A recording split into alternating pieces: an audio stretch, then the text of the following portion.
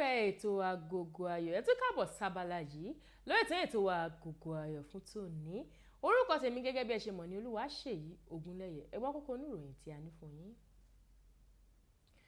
Samuel Okposo sọ bó ṣe pàdé ìyàwó rẹ̀. Òṣèlú ló pín èmi àti Essence níyà, Kenny St. Brown ló sọ bẹ́ẹ̀. Ngozi Nwosu sọ̀rọ̀ nípa irú ọkùnrin tó fẹ́ fẹ́. Ọwọ́ àwọn ọlọ́pàá tẹ babaláwo tó ń fi orí èèyàn ṣe oògùn ìfẹ́.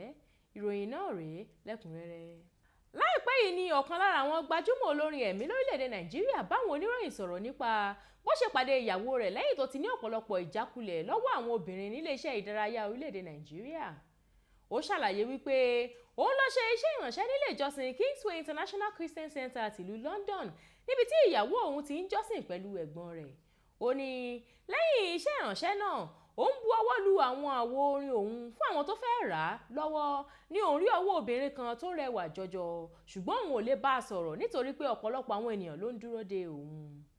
Gbajúmọ̀ olórin náà ní ọkọ òun ò sì wá kúrò lára rẹ̀ láti ìgbà náà pàápàá jùlọ nígbà tó ń dé ilé ìtura tí wọ́n fi òun sí. Ó sọ wípé ọ̀rẹ́ òun kan pe òun láìpẹ́ sí ìgbà náà láti gbé òun jáde. Àwọn yà sí ibì kan tí wọ́n ti ń ṣe ìpàtẹ ọjà. Ibẹ̀ sì ni òun ti rí ìyàwó òun nítorí pé ẹ̀gbọ́n rẹ̀ wà lára àwọn tó dá ìpàtẹ ọjà náà sílẹ̀.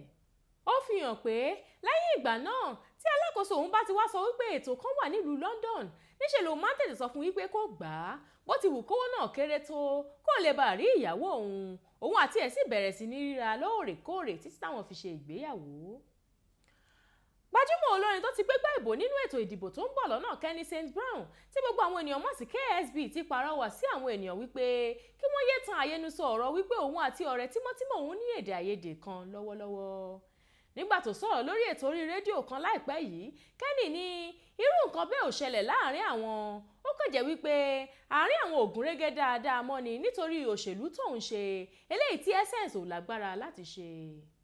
KSB sọ wípé kò sí èdè àìyedè kankan láàrin òun àti Essence, ipasẹ̀ àwọn méjèèjì kan ti yàtọ̀ ni nítorí pé agbára Essence ò gbé ọ̀rọ̀ ìṣèlú bíi tòun.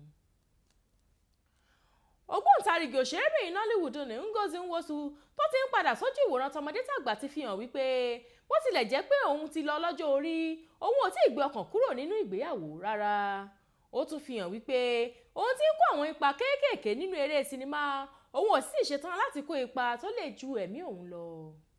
Ngozi tó ṣẹ̀ṣẹ̀ kúrò ní ìdùbúlẹ̀ àìsàn sọ wípé irú ọkùnrin tóun bá máa fẹ́ gbọ́dọ̀ ní ìbẹ̀rù Ọlọ́run tí í ṣe ìpilẹ̀ṣẹ̀ ọgbọ́n eléyìí tó ṣọ̀wọ́n láàrin ọ̀pọ̀lọpọ̀ ọkùnrin tòde òní. Ngozi ní tóun bá máa jẹ ọ̀pọ̀lọ́ ó gbọ́dọ̀ jẹ́ eléyìí tó ní ẹyin nínú, eléyìí tó túmọ̀ sí wípé irú ọkùnrin tóun bá máa fẹ́ gbọ́dọ̀ dùn wò lójú kó sì ní ọpọlọ lórí dáadáa. Ó wá ní òun sì lè tẹ́wọ́ gbọ́ ọkùnrin tó bá burẹ́wà ṣùgbọ́n tó lọ́pọlọ lórí nítorí pé òun ò fẹ́ fẹ́ ọkùnrin tó dùn wò lójú lásán ṣùgbọ́n tó jẹ́ àgbá òfìfo. Ọwọ́ àwọn ọlọ́pàá ìlú Èkó ti tẹ babaláwo kan àtàwọn méjì mìíràn lẹ́yìn tí wọ́n bá ẹ̀yà ara àwọn ènìyàn lára wọn. Wọ́n fi páńpẹ́ ọba mọ́ Ọlásùnkànmí Owólabí, Clement Ọmọdíje àti Usman Saliu nígbà tí wọ́n ká Clement mọ́ ibi tó ti ń gbé orí èèyàn fún Owólabí. Lẹ́yìn òrẹ́yìn Owólabí tó jẹ́ ọmọ ọdún 43 jẹ́wọ́ fún àwọn ọlọ́pàá wípé àwọn máa ń gún orí èèyàn láti fi ṣe oògùn ìfẹ́ fún àwọn oníbàárà àwọn tó ń wá ọkọ tàbí iṣẹ́ olówó gọbọi. A gbọ́ wípé ọ̀kan lára àwọn aládùúgbò ló tiẹ̀ ta àwọn ọlọ́pàá lólobó tó sì jẹ́ kí wọ́n lè rí àwọn ọkùnrin mẹ́tẹ̀ẹ̀ta náà mú. Èyí ni òpin ìròyìn fún tòní, ẹ tún gbọ́ kókó rẹ̀ lẹ́ẹ̀kan sí i.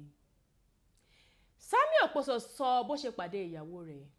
Òṣèlú ló pín èmi àti Essence níyà, Kenny St. Brown ló sọ bẹ́ẹ̀. Ngozi Nwosu sọ̀rọ̀ nípa irú ọkùnrin tó fẹ́ fẹ́. Ọwọ́ àwọn ọlọ́pàá tẹ babaláwo tó ń fi orí èèyàn ṣe oògùn ìfẹ́. Àrígbà lọ lórí abala ìròyìn lórí ètò Agogo Ayọ̀ fún tòní. Ètò ṣì ń tẹ̀síwájú, ẹ má lọ sí